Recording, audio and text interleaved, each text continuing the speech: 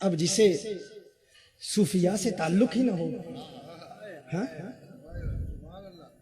صوفیاء کی بارگاہ میں، اولیاء کی بارگاہ میں زانو تلمس طے کرنے کی سعادت ہی حاصل نہ ہو، وہ کیا جانے کتابوں کے کیڑے. یہ ان کا اعتراض ہوتا ہے. اسی لیے میں کہتا ہوں کتاب کا علم حاصل کرنے کے لیے سب سے پہلے اولیاء کی بارگاہ میں حاضر ہو. قدر کیا ان کو چھلکتے ہوئے پیمانوں کی، بھیک بھی جن کو میسر نہیں میں خانوں کی، بھیک بھی جن کو میسر نہیں میں خانوں کی، اور جنہیں میں خانوں کی بھیک مل جائے انہیں کیا مقام ملتا ہے. نگاہے مست ملائی تو میں پلا کے اٹھے، جہاں وہ بیٹھ گئے میں گدا بنا کے اٹھے. جہاں وہ بیٹھ گئے میں قدا بنا کے اٹھے، نگاہ مست ملائی تو میں پلا کے اٹھی. آپ کے لیے چند باتیں تاکہ آپ کا جذبہ بیدار ہو، کیونکہ کچھ ثقیل باتیں بھی آ رہی ہیں، تو اس لیے آپ کو تیار کرنے کے لیے چند عشق و محبت کی باتیں میں عرض کر رہا تھا. الخیر کلہ، بھائی قرآن تم پر نازل نہیں ہوا. قرآن کس پر نازل ہوا؟ حضور اکرم صلی اللہ علیہ وسلم پر نازل ہوا. اسی قرآن میں اللہ ارشاد فرماتا ہے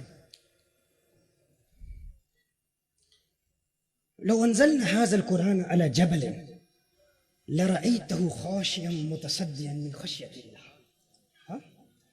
اگر یہ قرآن پہاڑوں پر ہم نازل کرتے، یہ پہاڑ قرآن کے اس جلال کو برداشت نہ کر پاتے، تباہ و برباد ہو جاتے، ختم ہو جاتے. خوف، خشیت، اللہ کے کلام میں اتنا جلال ہے. اچھا یہاں ایک سوال پیدا ہوتا ہے، یہی قرآن اگر پہاڑوں پہ نازل ہوتا تو پہاڑ تباہ و برباد ہو جاتے. کیا وجہ ہے؟ حافظ نے اپنے دل میں اس قرآن کو محفوظ رکھا ہوا ہے. وہ اثر جو پہاڑوں پر پڑتا آپ کے دل پر کیوں نہیں پڑ رہا؟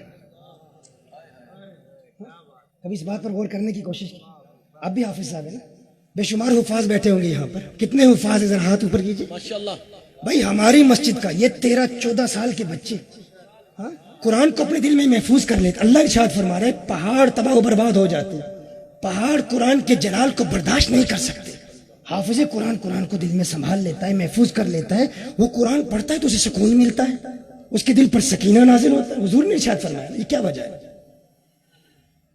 یہ کیسے ممکن ہے؟ دیکھیے کبھی آپ نے کراچی میں سخت گرمی ہوتی، عین دوپہر کے وقت جب سورج پیک پر ہوتا ہے، آپ سورج کو دیکھتے ہیں، سورج کی روشنی کو ضیاء کہتے ہیں. وہ جو سورج کی روشنی ہے آپ کی آنکھ پر پڑتی ہے، آپ کی آنکھ کو تکلیف پہنچتی ہے. ٹکٹکی باندھ کے آپ دیکھ نہیں سکتے، آنکھیں بند ہو جاتی ہیں. کیوں؟ اس کی وجہ کیا ہے؟ آپ کہیں گے سورج کا جلال ہی اتنا ہے، سورج کا جلال ہی اتنا ہے. لیکن کیا وجہ ہے؟ جب رات کے وقت سورج کی وہی روشنی چاند پر پڑتی ہے، آپ چاند کو دیکھتے ہیں تو آپ کی آنکھوں میں ٹھنڈک محسوس ہوتی ہے. کیا وجہ ہے؟ سکون ملتا ہے. سورج کو منیر کہتے ہیں، چاند کو مستنیر کہتے ہیں. سورج کو کیا کہتے ہیں؟ منیر. چاند کیا ہے؟ مستنیر. سورج کی روشنی کو ضیاء کہتے ہیں، چاند کی روشنی کو نور کہتے ہیں. سورج کی روشنی میں جلال ہے، سورج جلالی ہے، چاند جمالی ہے.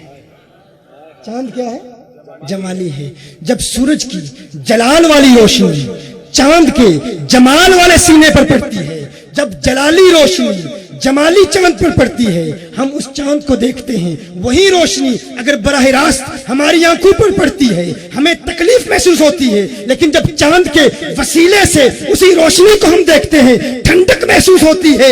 اللہ کا کلام جلالی ہے، میرے آقا کا سینہ جمالی ہے. اللہ کا جلالی کلام جب آقا کے سینے پہ آتا ہے، حافظ قرآن سینہ مصطفیٰ کے وسیلے سے جب اس قرآن کو حاصل کرتا ہے دل میں ٹھنڈک محسوس کرتا ہے. نعرہ تکبیر، نعرہ رسالت، علماء اہل سنت. تو کہتا ہے مجھے دکھاؤ قرآن میں، یہ قرآن تجھ پر نازل ہی نہیں ہوا. کیوں؟ تو اسے برداشت ہی نہیں کر پاتا بغیر وسیلہ مصطفیٰ کے. اگر قرآن کے علم تک رسائی حاصل کرنا چاہتا ہے تو کونین کے والی کے وسیلے کو تسلیم کر لے. وسیلے کو مان لے. ان کے وسیلے کے بغیر قرآن کو تو سمجھ ہی نہیں پاتا. یہ ناممکن ہے, یہ پاسبل ہی نہیں ہے. اگر قرآن کا نور تجھے ملا ہے تو حضور کے وسیلے سے ملا ہے. مزید آگے بڑھتے ہیں. میں آپ سے پوچھنا چاہتا ہوں,